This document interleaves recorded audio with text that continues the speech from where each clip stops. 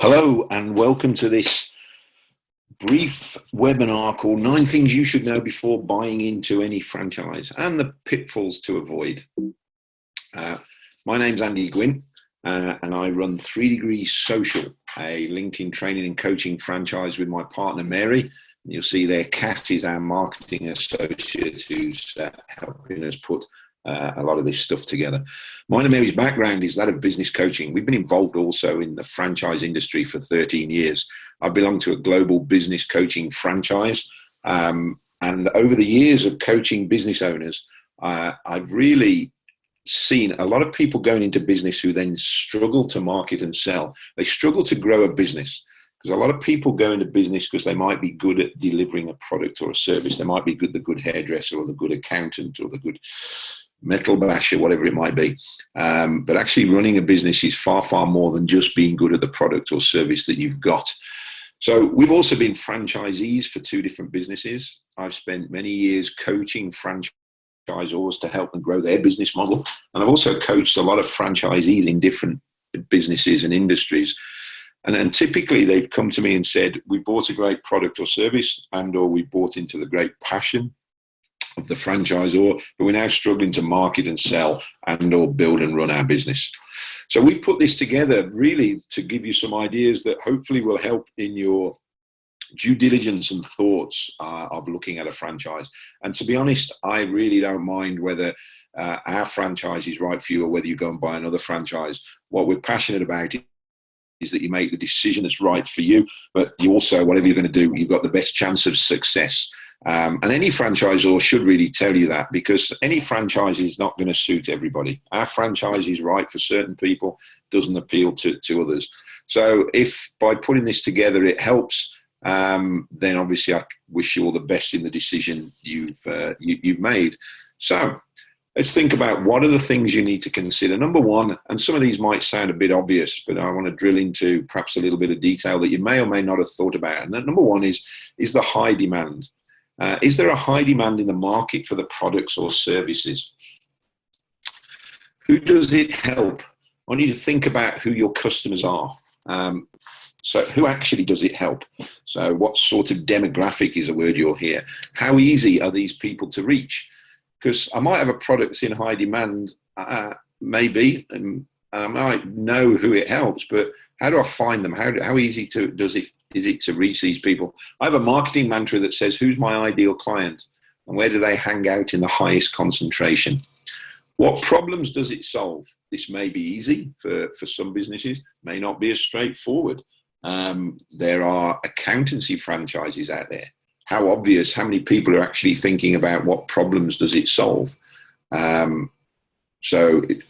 I'm mentioning this so that you can start to sort of think creatively and in more detail to do a proper assessment as to whether the business is the right one for you. Check the competition. And again, that sounds obvious, but how will you stand out against them? You can have a product that's in high demand, but if you've also got massive amounts of competition, it may or may not be the best business to go into. I had a franchisee, our franchisees join our business to become professional LinkedIn trainers and coaches. Most of you will probably know that there's a huge demand out there for people to understand how to use LinkedIn in their business to generate more business. I had a franchisee who was going to set himself up as a sales trainer, and I've run sales trainings, and there is massive competition for sales trainings. And my questions to him was, how will you stand out? How will you be different? What tools will you get to do this? And how will you be positioned in the marketplace? What are your unique selling points, your USPs? And actually decided to buy into our franchise because he could see that there's more demand for LinkedIn training and less competition. And he could, so therefore, more easily sell this, but he could sell it to the same people he wanted to sell sales training to and then upsell sales training afterwards. And that's what he's doing very successfully. So what are your uniquenesses and are they strong enough? We have a lot of uniquenesses in our business.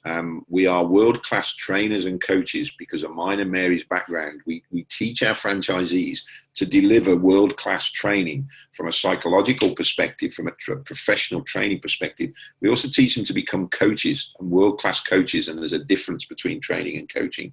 Also, world-class speakers. because for us, speaking, and for most businesses, speaking ought to be a major marketing strategy.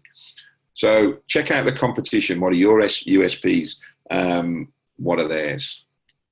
So following each point, really, I suppose, some action points or things you can do. Ask to see testimonials from existing customers of the business. Part of what we teach in the use of LinkedIn is how to use testimonials effectively for referral business. Most businesses just don't even do that. So I'm sure most franchisors will have testimonials from existing customers. Certainly the franchisees ought to have. Ask franchisees how they think they stand out in the market and position themselves differently. I had a franchisee, I've known her for years. She was a business coach.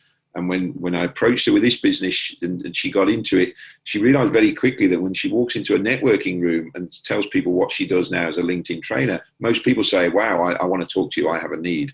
As a business coach, she didn't get that same reaction because there were a lot more business coaches in the marketplace, but also it wasn't as easy to stand out and be different. Do your research. At this point, you're going to make a big commitment to go into business for yourself. You're also going to make a commitment to go into business with your franchisor for a period of time that's usually a minimum of 5 years. Do your research. For those of you that are more entrepreneurial, a lot of people going into the business for themselves might be more excitable, more emotional, more entrepreneurial. You might not naturally be the sort of person to create a big checklist and do a lot of due diligence. This is the one area where you need to break your behavioral style, as it were, and you can never do too much research.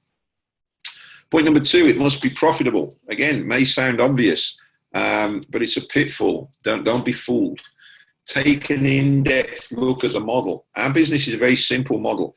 Pretty much most of the sales you make equates to profit that you keep and you can pay yourself. That isn't the same with other businesses.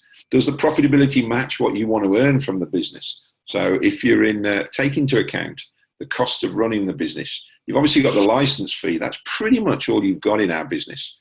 You need a laptop and a phone. You might pay a few quid per month to networking events as part of your marketing. But unlike other franchises, where you might need to take on premises, you might need to take on stock, you might need to take on staff. So what is the costs, the operational costs of the business? What's it going to give you out of there? Again, so many people go into business, and let alone franchises, without understanding financials of a business. I was taught by a phenomenal guy, a global author called Keith Cunningham, who said, your numbers are the language of business. If you don't understand the language, you can't play the game. So if it is new to you, you need to, what support is your franchisor going to give you to help teach you how to understand bookkeeping and accountancy at the level that you might need in that business? So it has to be profitable. Number 3, getting and keeping customers. This for me is core. It is the lifeblood of any business. It's the most important thing you do in your working day and where the majority of your time should be spent. Now, if you're going to take on a big franchise, and there's some obviously in the food industry, McDonald's is obviously the epitome and founding father of franchising. You're going to invest a huge level of money. You've probably got a team of people to do everything operationally in the business, and they might be doing the sales and marketing. But there's a massive growth and a massive number of home-based franchises and what I call small business franchises. And ours is what I call a white-collar professional home-based franchise. So marketing, getting customers and keeping customers from day one of a franchisee is pretty much should be 40 hours of their week, 5 days of their week, and where the majority of their time spent. You need to have the greatest degree of clarity of how you're going to get customers from day one in your new business. I've just had a call with a prospective franchisee this morning. I said, he's had a bunch of information from us. I said, what questions do you have? He said, number 1 is, how do I get customers? Great question. And he got sales experience. But if you're new into business and you don't have a marketing or sales experience, what support is your franchisor going to give you? What help do they provide for you? Some franchises offer a starter package, find out what's in it. Depending on the type of business, they might give you posters, leaflets, business cards, etc. Or is it done for you? There is a franchise in the UK industry that that provides you the business, not just leads, but converted sales. So really, you're just running an operational delivery business. You don't have any marketing or sales departments needed or activity needed in that business. So that's the sort of thing you want to do. Great. We provide our franchisees with 1,000 bits of email data from day one. So if they're new to marketing and they don't have a database, they can start marketing for their open workshops, for example. We give them websites. We get traffic in there. So what is it that you're getting in the way of marketing? What's provided for you? So here's the biggest pitfall most new franchisees make. Is that they're world class at getting ready. What I suggest is you do something. But before all of that, ask the franchisor what's the most successful marketing strategies that are proving profitable right now. This is the question I got asked this morning. And I have 7 marketing strategies that our franchisees can use to easily build this business, replicated on the model we have. And they're what I call low cost or no cost. But there's other businesses where you might have to invest in newspaper advertising or website SEO. You might need to bring on telemarketers. You more outsource that. You might bring on salespeople or business development managers, depending on the type of business you're at. So you want to be clear on what it is that you're doing at the front end, so that when you start your business, you can hit the road running, as it were, rather than being world class at getting ready. Ask the franchisees that are currently in the business, how easy was it to get customers in the early days and what worked for them? I remember the first franchise I bought, I spoke to 3 franchisees that were struggling and 3 that were flying, and it was clear to me why one was doing one, the other was doing the other. It was the strategies you used, but it was also the attitude, and that's important as well. If marketing and sales is new to you, how open are you to learning it? I've had franchisees that have come out of a non-business background and they flew because they were just open to learning. They were a nice, open, blank sheet. I've had other people that have come in from a sales background and have still struggled because it's a different type of sale. Selling their professional skills is different than selling a product, for example. Set aside 80% of your time to get and keep customers. Learn how to get referral business. Learn how to keep customers. And again, ask your franchisor what training, what support, what do they give you? Be prepared as well. And I would say this to my franchisees, and I think we offer amongst the best training and support when it comes to building a business and marketing and sales. I still say to my franchisees, they need to be open-minded to going outside to looking at what else they can learn around marketing, around sales, around business process and business strategy, as you would if you were setting up a business on your own. Number 4, training and support, which I've touched on. This is a biggie. This is part of the reason why you would look at a franchise. Yes, you're buying a proven model of delivery. You should also be buying a proven model of marketing and sales, but also you should be buying into a proven model of building a business. It's almost like Russian dolls. The building the business is outside. Inside that is marketing and sales. Inside that is the product delivery the product or service that you're buying. Look closely at the induction training. What does it cover? What materials are made available? And post-induction. How can you access this material? When I first franchise I bought, I got 8 ring binder folders full of every bit of process and documentation for me to run my business up on my shelf. Now we have an online hub. Our franchisees can access anywhere in the world because our business is a global business, but they can access from their phone, they can access from anywhere, and it's live. We can keep building it. It makes it easier for us to update material for our franchisees, and it's a growing thing our franchisees can have online. So they can access it anywhere in the world. What ongoing training is available? How regularly is it available? What does this take from you? I can't expect to give you 4 days induction training, which we do right at the beginning for a new franchisee, and then expect you to go run. So for me, it's about online business development and personal development. We have a weekly conference call with our franchisees. It's a webinar, so they can log in from anywhere in the world or they can dial in, and it's recorded. So if they're not able to make it, they can listen to it and download it at their leisure. We bring everybody together for a physical monthly business development day. teaching them whatever business strategies, usually around marketing and sales and delivery of the product and service, but anything to do with building their business. And Mary, my partner, has a weekly coaching call, one-on-one with each franchisee, certainly for the first 3 to 6 months, helping them get aligned and deliver on their goals and their plan. So they've effectively got their own business coach in their new business. I know some franchisors that will make token charges for some of this. Some franchisees don't include all of this. So again, find out what it is that's available for you. Find out how your franchisor ensures that you're on track and support you to reach your big goals. Every franchisee, you will be buying into your business for completely unique reasons and different reasons to any other franchisee. I've got guys who are semi-financially retired, and they said, so you're telling me I can run a workshop once a month, make a few grand and spend the week with my daughters up north? Absolutely. I've got other guys that were made redundant and have got serious revenue goals in order to not just pay the mortgage, but to get back to where their corporate lifestyle was for them. So everyone's got individual goals. How's your franchisor helping you with that? So one of the pitfalls is you need to protect your business and your sanity. Ask questions. There are no prizes for slog. Speak with franchisees about their experience of HQ.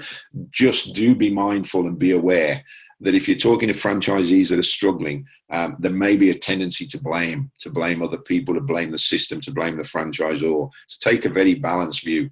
I probably want to speak to franchisees that are not succeeding as well as franchisees that might be succeeding. Ask your franchisor what's their churn rate. How many franchisees do they have leave? Everybody will, because people get into business, decide it's not for them, or it's not exactly what they wanted, or things change. I'm quite proud that in just 2.5 years, we haven't had any franchisees leave as yet. I'm sure at some point it may happen, but some franchises have much higher churn rate than others.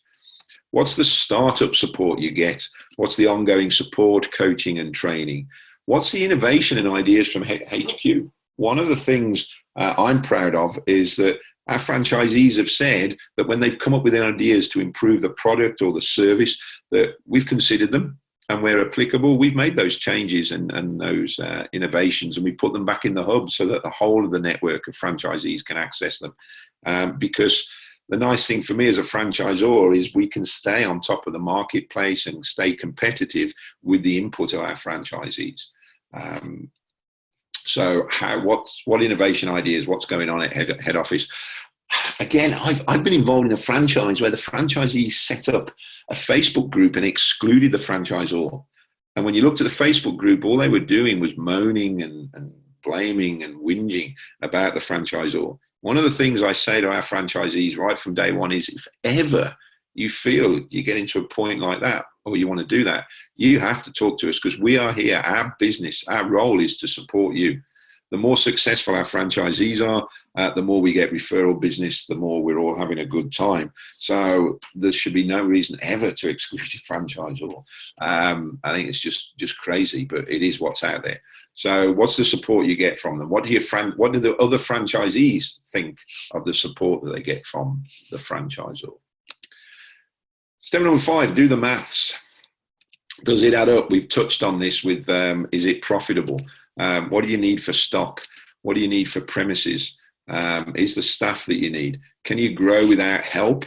I do believe that growing a business organically, i.e. trying to make sales to grow it, is harder than growing it with investment.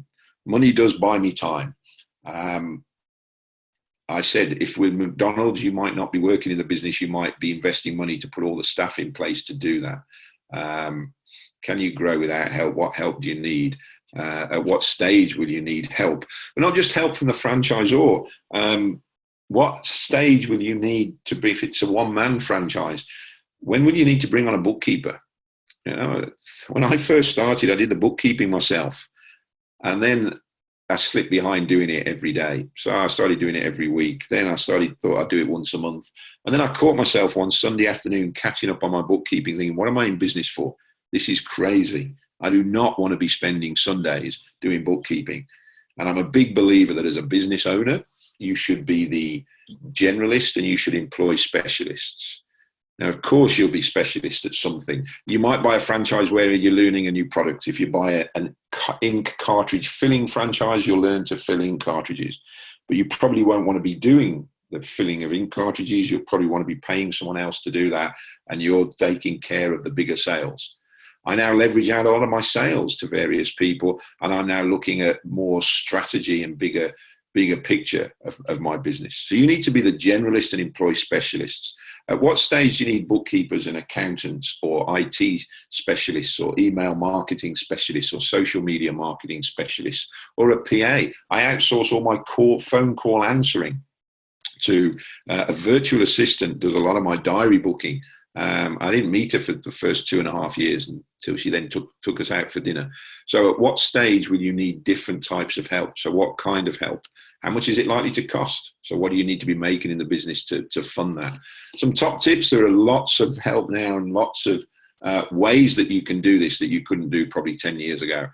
Fiverr and Elance are online people online that are offering help very, very cheaply and cost effectively, whether that's from designing materials. You can get someone on Elance, it's a freelancer, Elance, to do anything you want. I want marketing pieces written. I want design work done.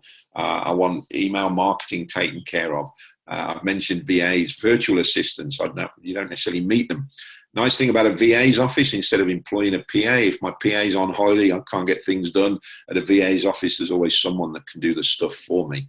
And getting your calls answered. One of the biggest ways to miss out on business is not to be able to answer your phone, for it to go to voicemail. Depending on the business you're in, if people ring you and they get your voicemail when they're looking to first buy from you, they're likely to move on, and you'll miss that sales opportunity. So I get all my calls are answered. If someone rings our office now while I'm recording this, trips over to my call answering company, they answer in my company name, they take a message, they'll tell them when someone can get back to them. You can script them in the way you want. They'll send me a text and or an email. So think about what people you need and how you can leverage your business. And again, what information and training and support is your franchisor giving you on this? Ultimately, a franchisor should be helping you to build a business, not just sell and deliver a product, if that makes sense. So what can you do? Make sure you've got your bills covered. And again, with the franchise fee, I say to new franchisees, I would be comfortable if you can assure me you've got 6 months cash flow, not just to pay the franchise fees and run the business, but also to fund your domestic liabilities, your domestic commitments. So make sure you've got them all covered. Speak with a good accountant if you haven't got one, and if you're new into business, a good accountant will save you time, stress, energy, and money. I love paying my accountant because he makes me more money than, or saves me more money than it costs me to pay for him. Ensure you factor in expenses and overheads into your forecast. We've touched on this. Ask your franchisor how much the total investment this franchise requires, not just up front, or not just for the first 3 to 6 months. How much will you need in operating capital? At what point could you be expected to break even? What are the ranges in financial performance of the existing franchisees? And don't stop this research until you're confident that you know both high and low end. I've got some franchisees not making any money, and I've got some very new franchisees, some that have been in it a while, and then I've got franchisees that are making more money than they've made in 13 years of business. I've got some franchisees that are making more money than they ever made as in corporate employment. So you need to understand the whole range. You do hear out there, if you're new into business, I've heard this so many times, and occasionally from accountants that say, if you're going into business, expect to make a loss the first year, break even the second year, and make profit in the third year. And while that might be true for some businesses, depending on your investment levels, I guess, and the type of business, it doesn't have to be true for all businesses. We're in the internet business. We're teaching people how to use LinkedIn to get more business. I would expect the right franchisee to be able to be making a profit within year one. Could even be within the first 6 months, depending on how good they are. So look into all of the detail. That's probably the best thing. Probably the best thing to mention. Cash flow is king. We hear about profit. It's turnover. There's a saying: turnover or sales. Turnover is vanity. Profit is sanity. But cash flow is king. So the only antidote is really know your numbers. Point number 6, residual income is a beautiful thing. What do I mean by residual income? Residual income is income that keeps coming in once you've done the work. So a good analogy is an author who writes a book once, spends the time and money writing the book and getting it published, and then the income keeps coming in as it sells. He can sell one while he's asleep overnight and get paid. Why do you want it? It's my pension. A pension is residual income. You pay into a pension pot all your working life. It then pays you at the end of it. But as most of us probably know nowadays, depending where we are, pensions aren't as excitable, aren't exciting, aren't as valuable as they used to be, maybe. That's why the benefits of going into business for yourself, I think, are powerfully wonderful. Can you generate a residual income? Now, as a LinkedIn trainer and coach, you could argue that it can't. You have to go do the work to make the money and keep doing the work. It's very highly leveraged work. We get great money for our time. But yes, you can generate residual income in this business because you could build a firm. So you could build a business that's the sales and marketing machine that feeds the work to other trainers and coaches that you could take on. So you could take 3 or 4 licenses from us and have 3 or 4 trainers that you're putting out there to deliver on the work that your business is generating. Great thing for us, again, we're in the internet business. You can sell webinars that become evergreen. So you can record them once and keep selling them online. We can sell information documents online. So what are the multiple streams of income available? Fundamentally, we're teaching our franchisees to grow a business. And then I was taught your business should be the cash flow vehicle to invest. The easiest first step to investing can be property investing. So we do a lot of work with property investors, but guess what? We teach them how to use LinkedIn while also looking at property investing ourselves. So residual income can aid growth. Point number 7, your skills match. And this sometimes is something that people avoid, not avoid, but maybe don't necessarily think about. They get excited about a product or a business and they maybe sort of jump into it, but define what your strengths are. I have said that you as a business owner should be the generalist and employing specialist. So what's your current skill set? What will you do in your business? When I started my coaching business, there was only me. I did everything. But then I moved towards everything else in the business, getting other people and systems to do. So there was stuff I wouldn't do.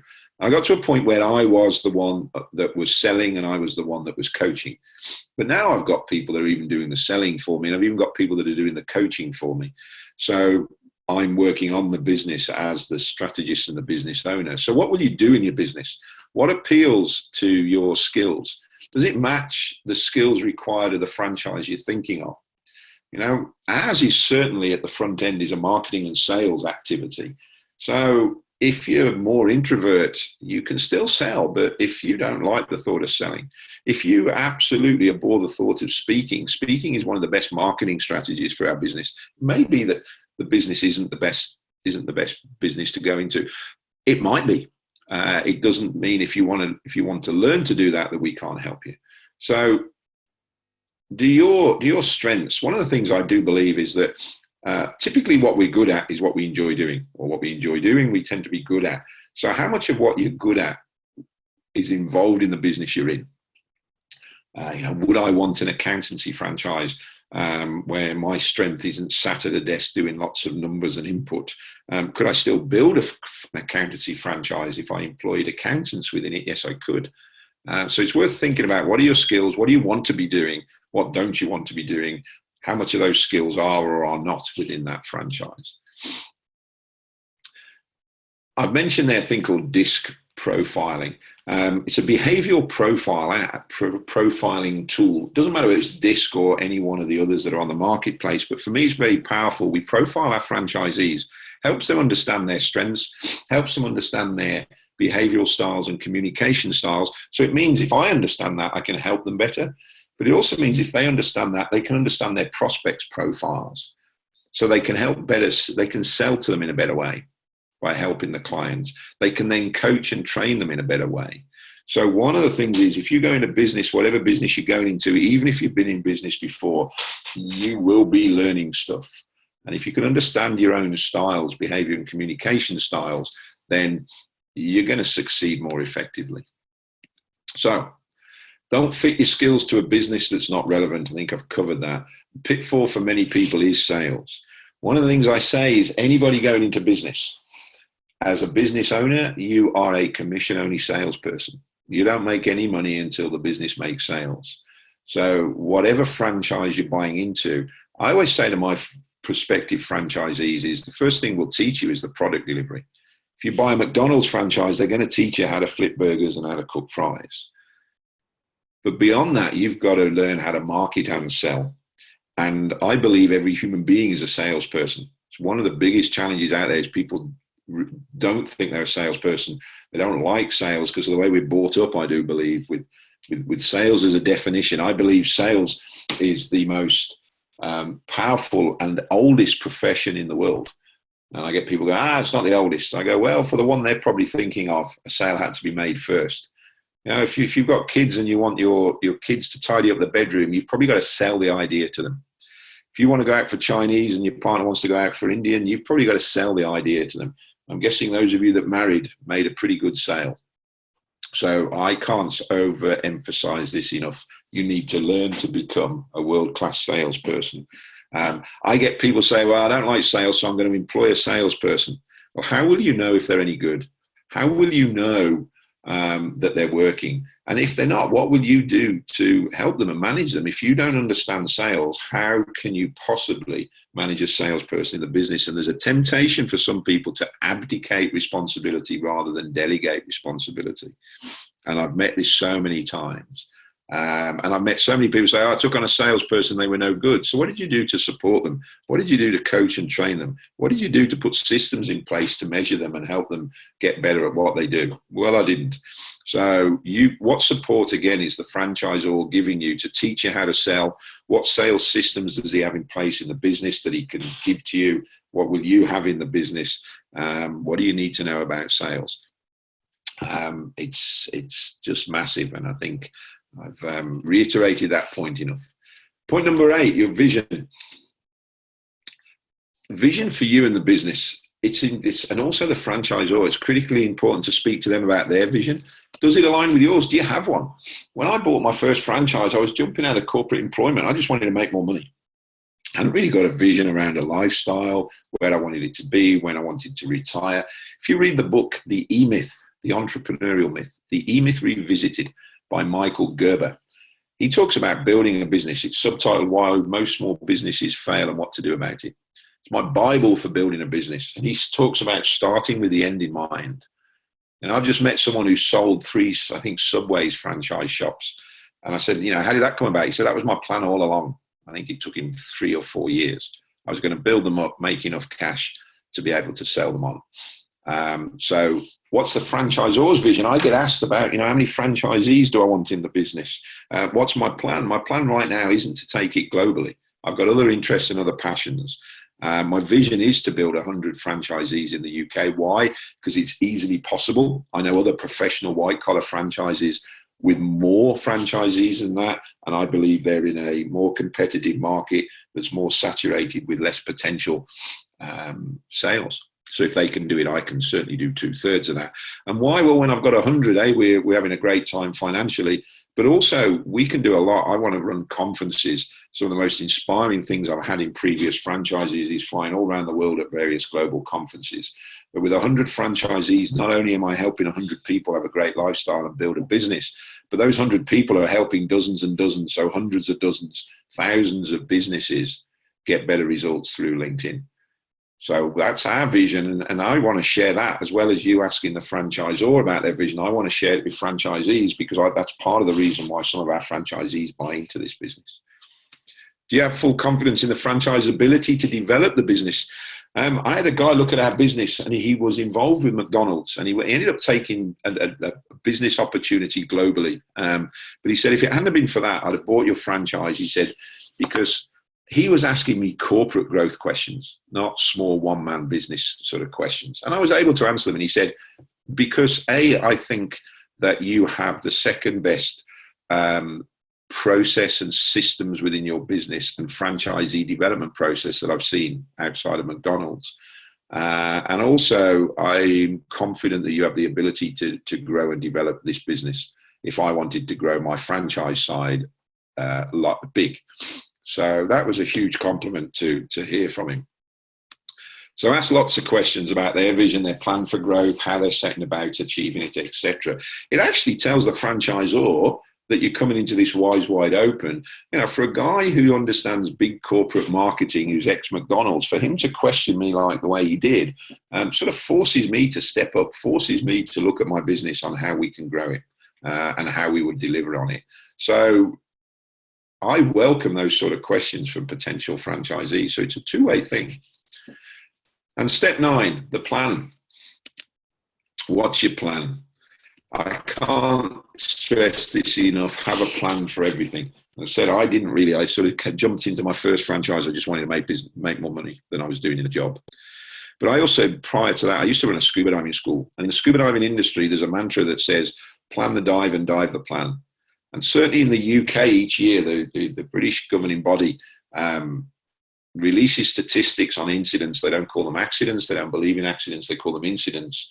Because when you look at most of the reasons for an incident, it often comes back to diver error. And it often comes back to one of two things. Either the divers didn't have a plan, or they had a plan and then went off it.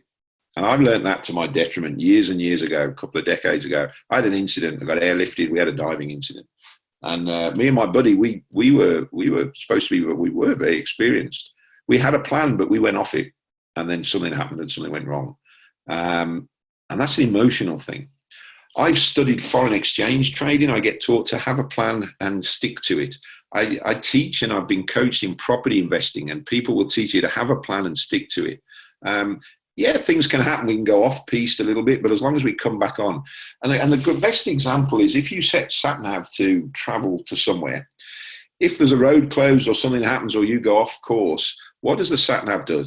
It doesn't say, oh, okay, you're now heading over there. We'll reset the course for over there. It rejigs the course to get you back on plan. So I think planning is important. Don't spend 3 days working on a business plan that will sit on a shelf for the next 3 years. I call that shelf development, not self-development. Plan things like how you'll get customers, where you're going to find them from, even down to their names, maybe, if that's the sort of demographic you need. So I want to plan my time management. I want to plan my marketing strategies. And then I want to plan detail into that, how I'll get customers, where will I find them, what will I do to get them. You want to plan finances. You want to plan cash flow. Be realistic. Some businesses may have busy or quiet times of the year. I also have a sharing and events business. We're pretty quiet in August and we're pretty quiet in January, but we're hectic. Full on and hectic in December. We're organizing audio visual stuff for parties and functions. So plan your cash flow around that. Plan how would this business fit into my life? As is a work-life balance. Every business should be a work-life balance. As is a lifestyle business. Now, for us, there's a lot of travel. There's the potential and there's the examples where our franchisees get invited to go and speak and train abroad. Now, I've got a speaking engagement down in the south next month, and I'm being paid to go down there. But 2 days later, we're on a cruise, so we're going to book another hotel for the day in the middle, and we're going to have a couple of days down there before going on the cruise. So for me, in the business we're in, it's not really work, but it's about planning how it fits into your life. Because equally, we do a lot of speaking. We could get booked in evenings and weekends. So is that what you want to do? Does that plan around your life? Does it plan around your family?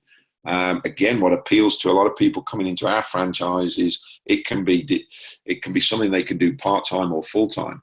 Just spoken to someone at a local franchise show. We will read a recent franchise show we've attended, and they said, my kids are on holiday for 3 months of the year. It's in Ireland. They have different holidays in the UK. So I don't really want to work much then. Can I plan this business around that? Absolutely. Can I make enough money out of season to cover me in season, or in season to cover me out of season? Equally, can I do bits of work or bits of business in that period that can still cash flow my life? Yeah. So it's worth thinking about. It's important to think about it and to plan it. So ask lots of great questions. I keep coming back to this. Involve your family members. What I mean by that is those that will need to support you. But here's the sort of caveat or the word of warning. Just be careful who you ask for advice if they haven't got experience of it. I will not go to my father for advice on business and what I might be doing. He's a retired doctor and colonel in the army. He's going to look at things differently, but he's full as a doctor. He's sort of very risk averse, really. And I suppose one of the examples, don't talk to pub mates. I had somebody the other day who said, so-and-so's told me now is not a good time to invest in property. I said, how many properties do they have? Well, none. Why? Well, don't listen to them. So take advice from people that are succeeding at what you've done. Ask them what are the key things for success. But you do need to involve your family members. And again, especially, well, not even if it's just a home-based franchise, because what's the business going to mean? You probably are going to put more hours into the business at the front end of the business to get it up and running and building as the way you want to.